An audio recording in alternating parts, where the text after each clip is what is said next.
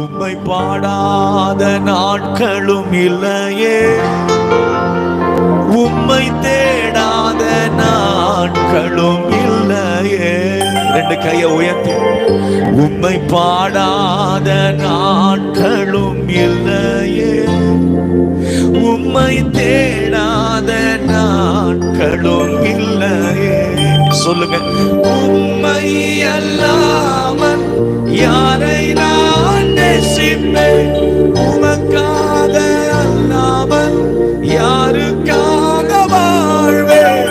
உம்மை அல்லாமல் யாரை நான் நேசிப்பேன், உமக்காக அல்லாமல் யாருக்காக வாழ்வேன். நம்புவேன் நான் எல்லா நாளிலும், நம்புவேன் நான் எல்லா நாளிலும். உண்மையாக சத்தமாய் நம்புவேன் நான் எல்லா நாளிலும், நம்புவேன் நான் எல்லா நாளிலும். கைகளை உயர்த்தி, உம்மை பாடாத நாட்களும் இல்லையே, உம்மை தேடாத நாட்களும் இல்லையே. உம்மை அல்லாமல், உம்மை அல்லாமல் யாரை நான் நேசிப்பேன், உமக்காக அல்லாமல் யாருக்காக வாழ்வேன். உம்மை அல்லாமல் யாரை நான் நேசிப்பேன், உமக்காக அல்லாமல் யாருக்காக வாழ்வேன். நம்புவேன் நான் எல்லா நாளிலும், நம்புவேன் எல்லா நாளிலும். அவன் நம்புவேன் நான் எல்லா நாளிலும், எல்லா நாளிலும் நம்புவேன் நான் எல்லா நாளிலும். உம்மை பாடாத ஆத்மாவிலிருந்து நல்ல மகிழ்ச்சியோட சொல்லுங்க, ஆமென். நல்ல விடுதலையோடு, உம்மை பாடாத, ஆமென், உம்மை தேடாத நாட்களும் இல்லையே. பொருத்தனைகள் நிறைவேற்றி ஸ்தோத்திரங்கள் செலுத்துவேன். பொருத்தனைகள் நிறைவேற்றி ஸ்தோத்திரங்கள் செலுத்துவேன். ஆராதித்து உம்மை உயர்த்துவேன். நம்புவேன் நான் எல்லா நாளிலும், ஆராதித்து உம்மை உயர்த்துவேன். நம்புவேன் நான் எல்லா நாளிலும். உம்மை பாடாத அப்பாவோட நம்முடைய வாழ்க்கையை ஒப்பு கொடுத்து, உம்மை தேடாத எல்லா சூழ்நிலையிலும் ஆண்டவரோட இணைந்து, உம்மை பாடாத நாட்களும் இல்லையே, உம்மை தேடாத நாட்களும் இல்லையே. நல்ல கரங்களை உயர்த்தி மகிழ்ச்சியோடு கூட சொல்லுங்க, ஆமென். எல்லா நாளிலும் நான் நம்புவேன். அப்படி என்றால் என்ன? வாழ்க்கையில தோல்விகள் வந்தாலும், பிரச்சனைகள் வந்தாலும், குழப்பங்கள் வந்தாலும், வேதனைகள் வந்தாலும், நெருக்கங்கள் வந்தாலும், உபத்திரவங்கள் வந்தாலும் சொல்லுங்க, நம்புவேன் நான் எல்லா நாளிலும், நம்புவேன் நான் எல்லா நாளிலும். பார்க்கிறவர் சொல்லுங்க, நம்புவேன் நான் எல்லா நாளிலும், நம்புவேன் நான் எல்லா நாளிலும். கரம் உயர்த்தி அவர் கரத்தை பிடித்துக் கொண்டு, உம் கரத்தை நான் பிடித்திருக்கிறேன் ஆண்டவரே. இந்த பாடல் வரிகள் சொல்லுகிறது, நம்புக்கப்பா உந்தன் பிள்ளை என்று சொல்லி. அவர் நம்மளை நம்பிதான் இருக்கிறார். அவர் நம்மளை எப்பொழுது நம்பிதான் இருக்கிறார்.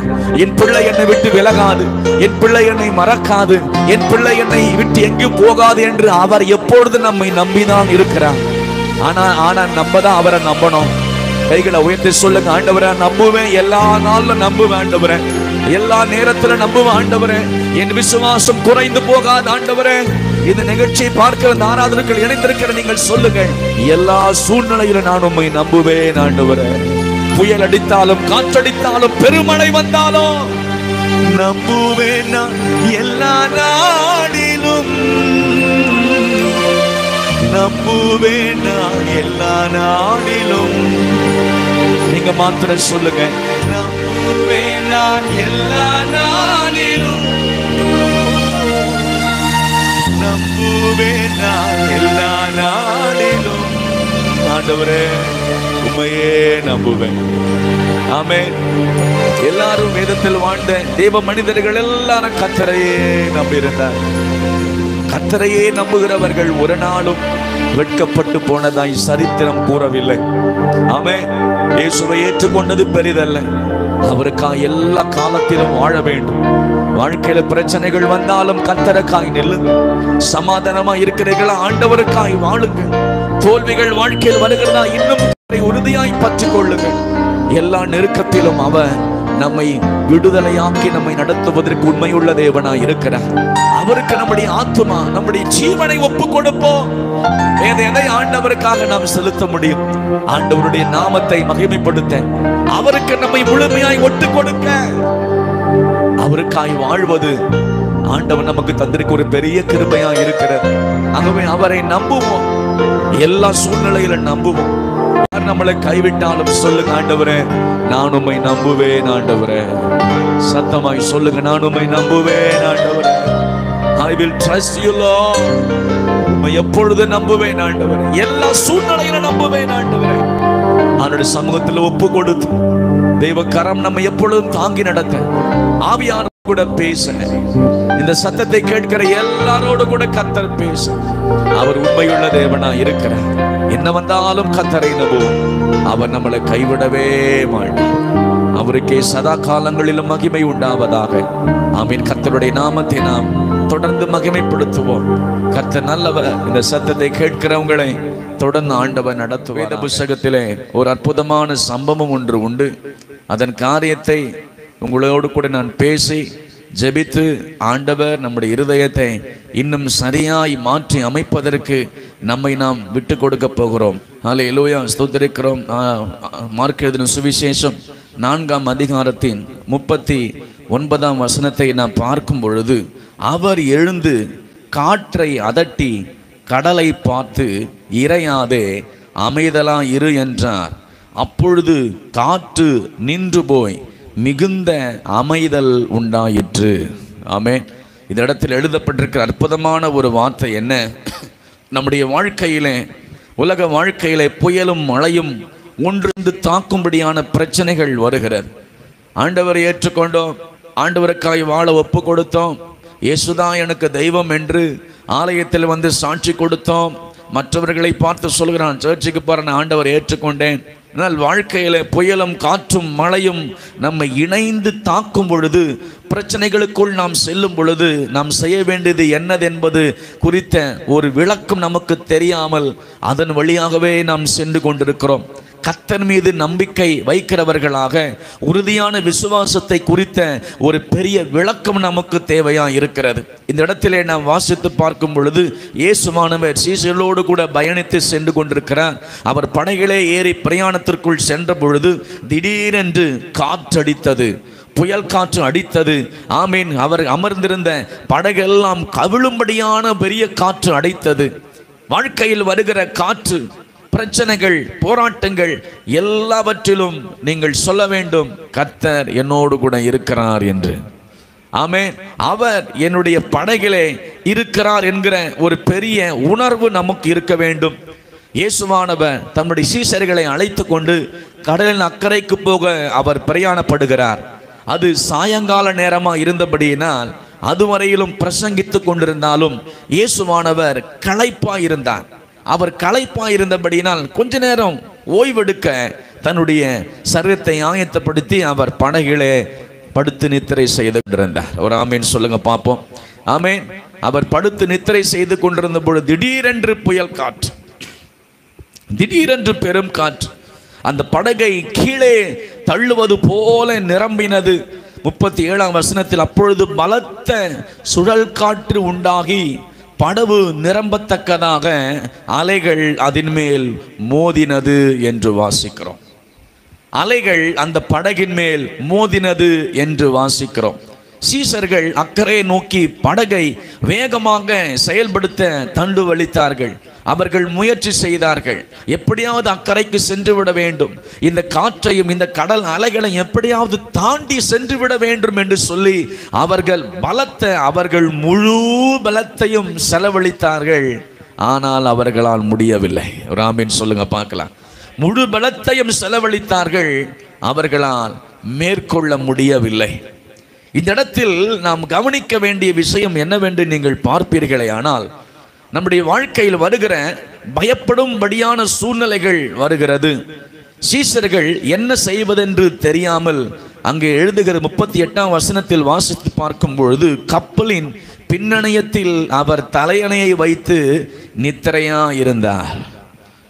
பெரிய காற்று, புயல் காற்று, சுழல் காற்று எல்லாம் அடிக்கிறது. ஆனால் இயேசுவானவரோ தலையணையை வைத்து அவர் நித்திரையா இருந்தார். ஆமென் சொல்லுவோமாக. எப்படி இருந்தார்? தலையணையை வைத்து நித்திரையா இருந்தார்.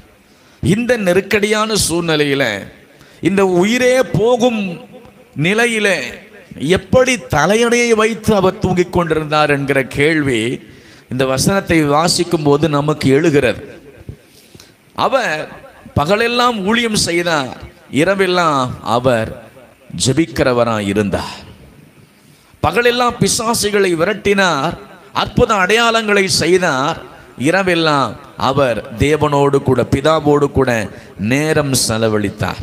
நீங்கள் இந்த அதிகாரத்தை பார்க்கும் பொழுது இயேசு எழுந்திருந்தது எப்படி என்று வாசித்து பார்க்கும், ஒரு பெரிய புயல் காற்று, அந்த சத்தம் அவர் காதை விழுந்துச்சா என்னன்னு சொல்ல, அந்த சத்தத்தில் இயேசு எழும்பல. ஒரு ஆமேன் சொல்லுங்க. என்ன காற்று அடிச்சது? ஒரு பெரிய புயல் காற்று, அப்புறம் சுழல் காற்று, அப்ப படகு நிரம்பத்ததான அலைகள் மேல வந்து என்ன செஞ்சுதான், படகுக்குள்ள தண்ணியெல்லாம் முங்கிருச்சு. எப்ப கூட எழும்பல, அப்ப கூட அவர் என்ன செய்யல, எழும்பல. எவ்வளவு வேடிக்கையான விஷயம் பார்த்தீங்களா? பலமுறை நம்ம தூங்கும் போது யாராச்சும் மேல தண்ணி தெளிச்சிடானே செய்வோம். எங்க இருந்தா கோபம் வருதுன்னே தெரியாது. ஒரு சொட்டு தண்ணீர் வந்த உடனே அந்த தூக்கம் கலந்திருச்சு அப்படின்னா அவங்க வாயிலிருந்து வருகிற அந்நிய பாஷைக்கு அளவே இல்லாமல் இருக்கும். வாயில் வரத்தெல்லாம் பேசிடுவோம். இயேசுவானவர் தலையணையை வைத்து தூங்கியிருந்தாலும் ஆமேன், படகு அப்படியே தள்ளாடுகிறது, கடலிலே மூழ்குவது போல் இருக்கிறது. வாழ்க்கையில் நமக்கு வருகிற பிரச்சனைகள் மூழ்கி போகும் நிலையில் கூட இருக்கும். நம்முடைய வாழ்க்கை முடிந்து போகும் நிலையில் கூட இருக்கும். நீங்கள் நன்றாக கவனித்தீர்களே ஆனால், புயல் காற்றின் சத்தத்தில் இயேசு எழுந்தாரா என்றால் அவர் எழுந்திருக்கல. ஒரு ஆமீன் சொல்லுங்க பார்ப்போம்.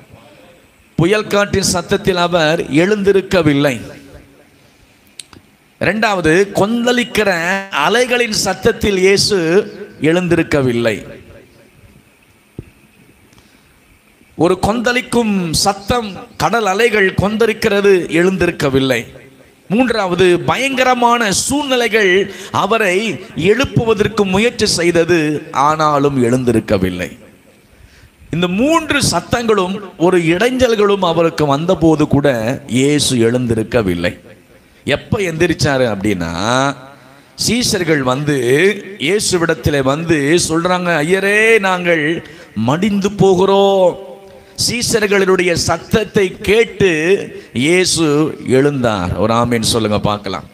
அப்படின்னா என்ன இங்க ஆண்டவர் சொல்ல வரார் அப்படின்னா, இந்த உலகத்தில் நமக்கு வருகிற சூழ்நிலைகள் நடுவில் அந்த சத்தத்தை நான் கேட்க விரும்பல, உனக்கு வருகிற நெருக்கத்தை நான் பார்க்க விரும்பல. ஆனா உனக்கு வருகிற நெருக்கத்தில் நீ யாரை கூப்பிடுறையோ அதுதான் எனக்கு முக்கியம்னு சொன்னார். பொதுவா தூங்கும்போது ஒரு பெரிய மாற்றம் அல்லது பூமி அதிர்ச்சியோ ஏதாச்சும் வந்துச்சுன்னா வெளியே ஓடி வந்துடும் எல்லாருமே. இதுதான் எப்பயுமே நடக்கிற ஒன்று. இயேசுவானவர் புயல் சத்தத்தில் எழும்பல, கடல் அலையின் சத்தத்தில் எழும்பல, தண்ணீர் அந்த படகுக்குள்ள வந்து வீழ்ந்த போது கூட எழும்பல. எப்ப எந்திரிச்சார்னா சீஷர்கள் கூப்பிட்ட போது எந்திரிச்சார். அப்படின்னா என்ன அர்த்தம்னா, நீ என்னை கூப்பிட்டாதான் நான் எழும்புவேன்றார் ஆண்டவர். நீ என்னை கூப்பிடாத வரைக்கும் உன் வாழ்க்கையில் என்ன வரும் பிரச்சனை சொல்லுங்க? வந்துக்கிட்டே தான் இருக்கும். போராட்டம் வந்துக்கிட்டே தான் இருக்கும். புயல் அடிச்சுக்கிட்டே தான் இருக்கும். நெருக்கம் வந்துக்கிட்டே தான் இருக்கு. நாம் என்ன செய்வோம்? பிரச்சனை வந்தோன்னு அந்த பிரச்சனைக்கு முன்னாடியே ஓடும். இது இப்படி சமாளிக்கலாமா, அதை எப்படி சமாளிக்கலாமா, இதை இப்படி மாற்றலாமா. அப்போல்லாம் இயேசு எப்படி இருப்பார்னா தூங்கிக்கிட்டே தான் இருப்பார். கொஞ்சம் வேடிக்கையாக தான் இருக்கும் இந்த வார்த்தை. ஏன்னா நீங்கள் கவனித்து பார்த்தீங்கன்னா அந்த இயற்கையின் சூழ்நிலையில் ஆண்டவர் ஒரு துளி கூட எழும்பி உக்காந்தார்னு பைபிளில் போடலை. எப்போ எந்திரிச்சாருன்னா சீசர்கள் போய் எழுப்பின போது தான் எந்திரிச்சார். அப்போ நாம் யாரை, நமக்கு வருகிற உபத்திரவம், நமக்கு வர்ற பிரச்சனை, நமக்கு வருகிற போராட்டத்தின் நடுவில் நாம் கர்த்தரை கூப்பிடுகிறோமா அல்லது சூழ்நிலைக்கு பின்னாடி நாம் போயிட்டு இருக்கிறோமா? யாரெல்லாம் உங்கள் பிரச்சனைகளை சமாளிப்பதற்கு உங்கள் திறமை பலத்தை மற்றவருடைய ஆலோசனைகளை கேட்கிறீர்களோ அவர்களோடு இயேசு இருப்பதில்லை. அவர் விரும்புவது என்ன? உன் வாழ்க்கையில் வருகிற பிரச்சனைகளில் நீ என்னை எப்பொழுது கூப்பிடுகிறாயோ அப்பொழுது நான் உன் பக்கத்தில் வருவேன் என்று சொல்லுகிறார்.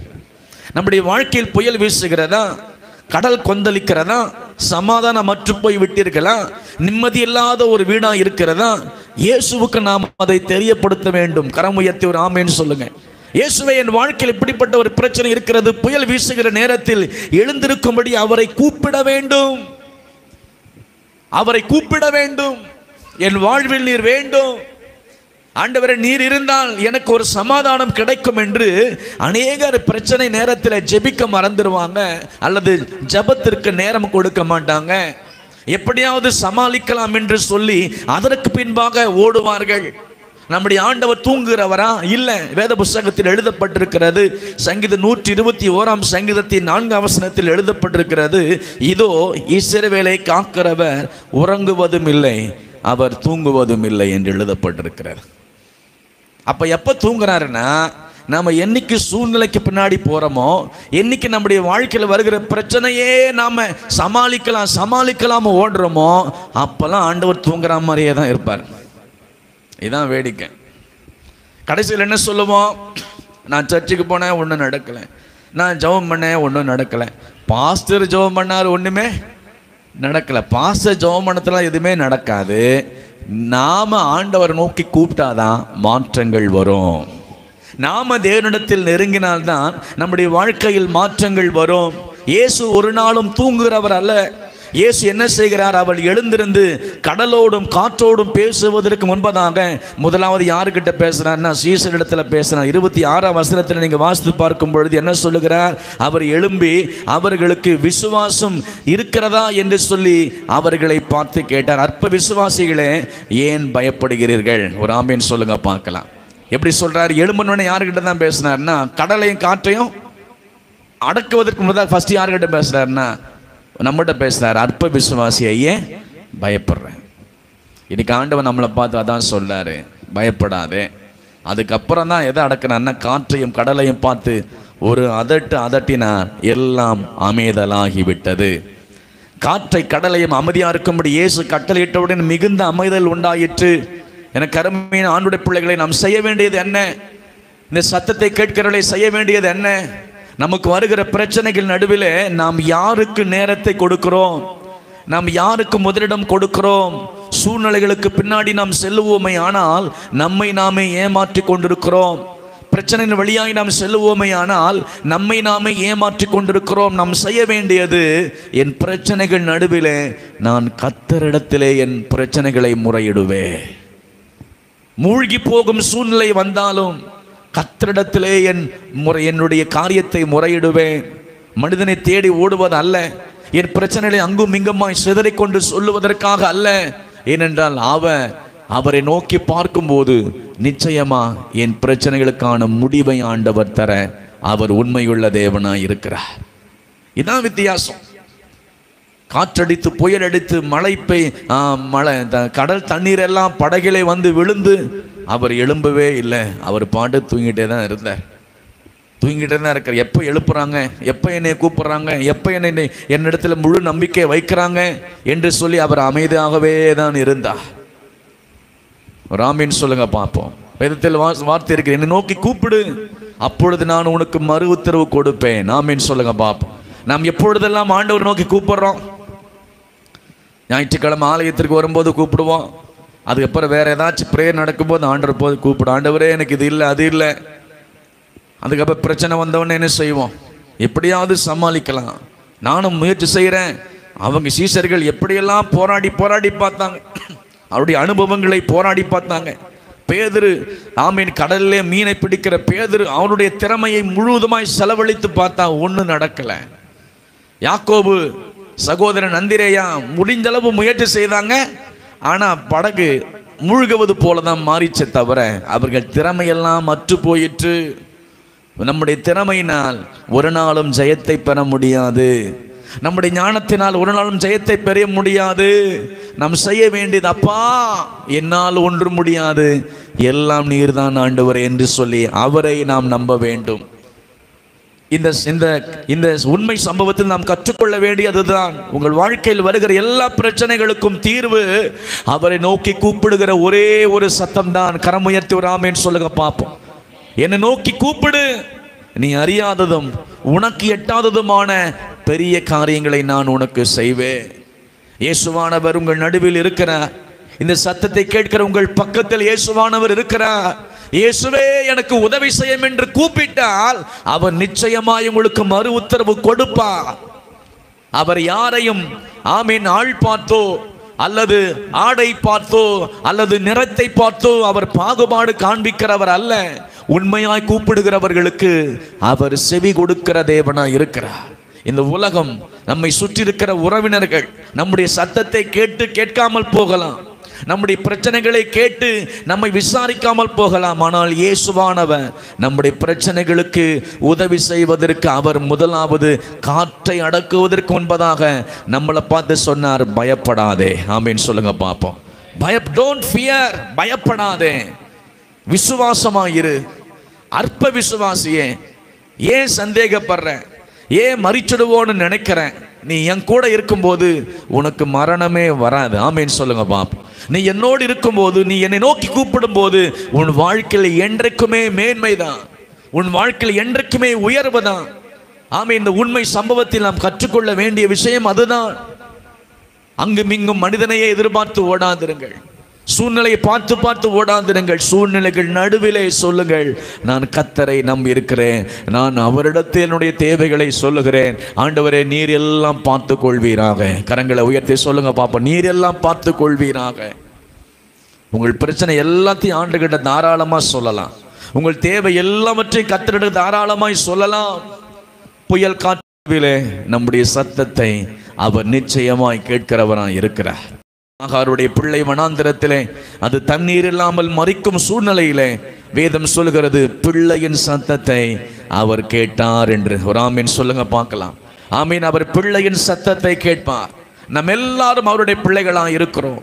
நம்முடைய தேவை என்னவென்பதை அவர் அறிந்து கொள்ள விரும்புகிறார். அவருக்கு தெரியாதா? எல்லாம், ஆனாலும் அவர் அறிந்து கொள்ள விரும்புகிறார். உன் வாயினால் உன் தேவை இடத்தில் சொல்லுவாயா, உன் பிரச்சனை இடத்தில் சொல்லுவாயா, என்னை நம்புவாயா என்று சொல்லி இன்றைக்கும் ஆண்டவன் நம்மை எதிர்பார்த்து கொண்டிருக்கிற தேவனா இருக்கிறார். கரங்களை உயர்த்தி ஒரு ஆமீன் சொல்லுங்க பார்க்கலாம். தேவனை முழுமனதோடு நம்புங்கள். சூழ்நிலையின் நடுவில் கர்த்தரை உண்மையாய் பற்றி கொண்டிருங்கள். எல்லா சூழ்நிலையிலும் கர்த்தரிடத்தில் மனமகிழ்ச்சியா இருங்கள். அவர் நிச்சயமாய் நம்மை நடத்துவதற்கு உண்மையுள்ள தேவனாய் இருக்கிறார். இயேசுவானவர் எழும்பி நின்று ஆமீன் சீசர்களோடு கூட பேசினார். நான் இருக்கிறேன், கவலைப்படாதீங்க, நான் உன் பக்கத்தில் இருக்கிறேன். உன்னுடைய அனுபவம், உன்னுடைய ஞானம், உன்னுடைய அறிவு, உன்னுடைய திறமை இது எல்லாமே ஒன்றுத்துக்கும் உதவாது. ஆனால் நான் உன்னோடு இருந்தால் இந்த புயல் காற்றை அமைதியான ஆமீன் இளங்காற்றாய் மாற்றுவேன். ஒரு ஆமீன் சொல்லுங்க பார்ப்போம். அமைதியான இளங்காற்றாய் மாற்றுவேன். கர்த்தரிடத்தில் முழு விசுவாசத்தோடு இருப்போம். எல்லா சூழ்நிலையிலும் கர்த்தரிடத்தில் நம்பிக்கையோடு இருப்போம். எல்லா தேவைகளுக்கும் ஆண்டவரை சார்ந்து கொண்டிருப்போம். ஏனென்றால் அவரை மிஞ்சி நம்முடைய வாழ்க்கையில் ஏதும் நடைபெறுவதில்லை. ஒருவேளை அவர் தூங்குவது போல் இருக்கிறார், பலமுறை பலரிடத்துல சொல்லிட்டேன், அங்கே போய் ஜெபம் பண்ண, எங்கே போய் ஜெபம் பண்ண, எங்கே கால் பண்ண, அங்கே போய் பண்ணேன். எப்போ நாம் ஜெபம் பண்ணுறோமோ அப்போ தான் அவர் இறங்குவார். ஆமேன்னு சொல்லுங்க பார்ப்போம். அவங்க ஜெபம் பண்ணால் மாறும், இங்கே ஜெபம் பண்ணால் மாறும், இங்கே போனால் மாறும், இங்கே எழுதி போட்டால் மாறும். எங்கே எழுதுனாலும் மாறாது. நம்ம முட்டி போட்டு அப்பான்னு கூப்பிட்டா தான் மாறும். ஆமேனே வரமாட்டேங்குதேன். நம்ம முழங்கால் படிக்கிட்டு இயேசுவே என்று கூப்பிட்டால்தான் மாற்றங்களை ஆண்டவர் தருவார். அதை மிஞ்சி இதற்கு மேலாக நாம பிரேயர் சப்போர்ட் நமக்கு தேவைதான். ஆனால் நாம ஜெபித்தால்தான் அவர் ஜெபத்தை கேட்கிறவரே என்று வேதம் சொல்லுகிறது. ஜெபத்தை கேட்கிறவரே என்று எழுதப்பட்டிருக்கிறார். நீங்களும் நானும் ஜெபித்தால்தான் அந்த ஜெபத்திற்கு கேட்டு அவர் எழும்பி நம்முடைய ஜெபத்திற்கு பதில் தர உண்மையுள்ள தேவனாய் இருக்கிறார். ஆகவே இந்த மாலை நேரத்தில் நல்லா ஜெபிக்க ஒப்பு கொடுங்கள். ஆண்டுடைய சத்தத்திற்கு ஒப்பு கொடுங்கள். எல்லா பிரச்சனைகளுக்கும் தீர்வாய் கர்த்தரிடத்தில் முறையிடுங்கள். அவரை சார்ந்து கொள்ளுங்கள். அவர் கரத்தை உறுதியாய் பற்றி கொள்ளுங்கள். அந்த கரத்தின் மேல் நம்பிக்கை வைத்திருங்கள். பாடினது போல நம்புவேன் நான் எல்லா நாளிலும். ராமேன் சொல்லுங்க பார்ப்போம். நம்புவேன் எல்லா நாளிலும். அப்படின்னா எல்லா நாள்லாம் என்ன? பிரச்சனை வந்தாலும், போராட்டம் வந்தாலும், இழப்பு வந்தாலும், வேதனை வந்தாலும், வியாதி வந்தாலும், பலவீனம் வந்தாலும், ஆசீர்வாதம் வந்தாலும், எல்லா நாளிலும் நான் உங்களை நம்புவேன் ஆண்டவரேன்னு சொல்லுங்க. அதுதான் ஆண்டவர் நம்மிடத்தில் எதிர்பார்க்கிறார். ஆகவே நம்மை நாம் ஒப்பு கொடுப்போம். எல்லா சூழ்நிலையும் கர்த்தரிடத்தில் முழு நம்பிக்கையோடு இருப்போம். நிச்சயமாய் ஆண்டவர் நம்மளை மேன்மைப்படுத்துவார். நமக்கு விரோதமாய் எழும்புகிற காற்றையும் கடல் அலைகளையும் ஆண்டவர் நிச்சயமாய் அதட்டுவார். இறையாதே என்று சொல்லுவார். நிச்சயம் ஒரு அமைதலை தேவன் உண்டு பண்ணுவார். அமைதல் என்றால் அது சமாதானத்தை குறிக்கிற ஒன்று. ஒரு ஆமீன் சொல்லுங்க பாப்போம். நம்முடைய வாழ்க்கையில் எது அங்கலாய்ப்பா இருக்கிறதோ, எது ஒரு மாதிரி இருதயத்தை குழப்பிக் கொண்டிருக்கிறதோ அதை நீக்க வேண்டுமானால் இயேசுவிட முழுசா சொல்லுங்க. உங்கள் பிரச்சனைகளை தாராளமா சொல்லுங்க. இயேசுவை என்று கூப்பிடுங்கள். அவர் நிச்சயமாய் ஒரு அமைதலை உண்டு பண்ணுவார். சமாதானத்தை இருதயத்தில் தருவதற்கு அவர் உண்மையுள்ள தேவனாய் இருக்கிறார். அப்படி நாம் நம்முடைய வாழ்க்கையை ஒப்பு கொடுக்க வேண்டும். மனிதனுடைய அறிவுக்கும், மனிதனுடைய அனுபவத்துக்கும், மனிதனுடைய சிந்தைகளுக்கு நம்மை ஒப்பு கொடுக்காதபடிக்கு கர்த்தருடைய கரத்தில் நம்மை ஒப்பு கொடுத்து, இயேசுவே என்னால் முடியல, எங்களுக்கு உதவி செய்யும் என்று சொல்லி சீசர் எல்லாரும் போய் அவரை பிடிச்சுக்கிட்டாங்க. அவர் எழும்பினார். ஒரு ஆமீன் சொல்லுங்க பாப்பா. அவரை எழும்பினார். அவர் எழும்பினார். அவரை நாம் எழுப்புவோம். நாம் எழுப்புவோம். வேத வசனங்களை சொல்லும் போது அவர் எழும்புகிறார். அவருடைய வார்த்தைகளை சொல்லும் போது அவர் எழும்பி அந்த வார்த்தைகளுக்கு செவி கொடுக்கிறார். அந்த வார்த்தைகளுக்கு செவி கொடுத்து அந்த வார்த்தையை நிறைவேற்றும்படி வருகிறார். ஒரு ஆமீன் சொல்லுங்க பார்க்கலாம். ஆண்டவருடைய வசனத்தை முழுமையாய் விசுவாசித்து அவரையே நம்பி இருப்போம். கர்த்தர் நிச்சயம் நம்மை மேன்மையாக நடத்துவார். இருக்கும் இடத்தில் இந்த சத்தத்தை கேட்கிற எல்லாரும் இருக்கும் இடத்தில் முழங்கால் படியிட முடிந்தால் முழங்கால் படியிட்டு இயேசுவை நோக்கி நாம் எல்லாரும் ஜெபிக்க போகிறோம். ஆண்டவரே, எங்கள் பிரயாசத்தினால் இல்லப்பா. ஆமீன். இந்த இடத்துல ஆமீன் சம்பவத்தை பார்க்கிறோம். ஆமீன் காற்று அடித்த போது எழும்பல, சுழல் காற்று அடிக்கும் போது எழும்பல, ஆமீன் கடல் அலைகள் வரும்போது எழும்பல, ஆமீன் தண்ணீர் படகுக்குள்ளே வந்து விழுந்த போதும் எழும்பல. எப்போ சீசர்கள் ஆண்டவரேன்னு கூப்பிட்டாங்களோ அப்பதான் எழும்பினார். அப்படி என்றால் நீங்கள் நானும் இயேசுவை கூப்பிட்டால்தான் அவர் மறு உத்தரவு கொடுப்பார். நல்ல கையை வைத்து ஸ்தோத்திரம் பண்ணுங்க பார்க்கலாம். ஆண்டவரே, நான் உங்களை நோக்கி கூப்பிடுகிறேன். உங்கள் வாழ்க்கையின் தேவைகள் என்ன? உங்கள் வாழ்க்கையின் பிரச்சனைகள் என்ன? உங்கள் வாழ்க்கையின் போராட்டங்கள் என்ன? எதுவாக இருந்தாலும் ஒரே நிமிடம் கர்த்தர்கிட்ட சொல்லுங்க. இந்த சத்தத்தை கேட்கிறவர்களை நல்ல தாராளமாய் சொல்லுங்கள். அவர் நிச்சயம் உங்களுக்கு பதில் தருவதற்கு உண்மையுள்ளவராக இருக்கிறார். நிச்சயமாக உங்கள் தேவைகளை சந்திப்பதற்கு போதுமானவராக இருக்கிறார். அவரை நம்புகிறவர்கள் ஒரு நாள் வெட்கப்பட்டு போவது இல்லை. ஆமேன் சொல்லுங்க பார்க்கலாம். அவரை நம்புகிறவர்கள் என்றென்றைக்குமே சோர்ந்து போகிறது இல்லை. ஆண்டவரே, நீர் எங்களோடு கூட இருக்கிறதை நாங்கள் உணர்வதற்கு உதவி செய்வீராக. சூழ்நிலையை பார்த்து நாங்கள் அதற்கு பின்னாடியே ஓடி எப்படியாவது மாறிடும் என்று நாங்கள் பிரச்சனைகளையே பார்த்து ஓடாதபடிக்கு கடைசியாக உம்மிடத்தில் வந்து சொல்கிறோம், நீர் எங்கள் குடும்பத்தை வாழ வைக்க உண்மையுள்ளவர், நீர் என் குடும்பத்தை நிலை நிற்க செய்வதற்கு உண்மையுள்ளவர் என்பதை கர்த்தரிடத்தில் முழுமையாக ஒப்பு கொடுத்தார். அவர் நிச்சயம் நம்மை மேன்மைப்படுத்தி கனப்படுத்துவார். ஆண்டவரை யாரெல்லாம் உண்மையை ஒப்பு கொடுக்கிறார்களோ, யாரெல்லாம் மனம் திறந்துமோடு கூட பேசுகிறார்களோ அவருடைய பிரச்சனைகளை மாற்றும். யாரெல்லாம் தன்னுடைய பிரச்சனைகள் உண்மையில் தயவாய் சொல்லுகிறார்களோ அவர்கள் சத்தத்தை கேட்பதற்கு நீர் உண்மையுள்ள தேவனாய் இருக்கிறீர் ஆண்டவரே. நீ சத்தத்தை கேட்டு உம்முடைய சித்தத்தை வெளிப்படுத்தி அவர்கள் வாழ்க்கையில் மேலான காரியங்களை செயல்படுத்தும். தேவையோடு, பலவீனத்தோடு, வியாதியோடு, ஆமீன், எந்த ஒரு காரியம் நிறைவேறவில்லை என்கிற குழப்பத்தோடு இருக்கிறார்களோ ஆண்டவர் அவர்களுக்கு ஒரு தெளிவை உண்டு பண்ணுவீராக. ஆமீன். நோக்கி கூப்பிடுகிற யாவருக்கும் நீ சமீபமானவராய் இருக்கிறேன். நல்ல ஸ்தோத்திரம் பண்ணுங்கள். கர்த்தர் உங்களுக்கு சமீபமாக இருக்கிறார். நீங்கள் ஸ்தோத்திரம் பண்ணும்போது கர்த்தர் உங்களுக்கு சமீபமாக இறங்கி வருகிறார். நான் உனக்காக இருக்கிறேன், பயப்படாதே. உன் வலதுகரத்தை பிடித்து சொல்லுகிறேன், பயப்படாதே. ஆண்டவர் உங்கள் வலதுகரத்தை பிடித்து உங்களை பார்த்து சொல்லுகிற வார்த்தைக்கு ஒப்பு கொடுங்கள். நிச்சயமாய் ஆண்டவர் உங்களை மேன்மைப்படுத்துவார். எல்லா சூழ்நிலையிலும் கர்த்தர் உங்களை மேன்மைப்படுத்துவார். அவர் சத்தத்துக்கு செவி கொடுத்து அவரையே நாம் சார்ந்து கொள்ளுவோம்.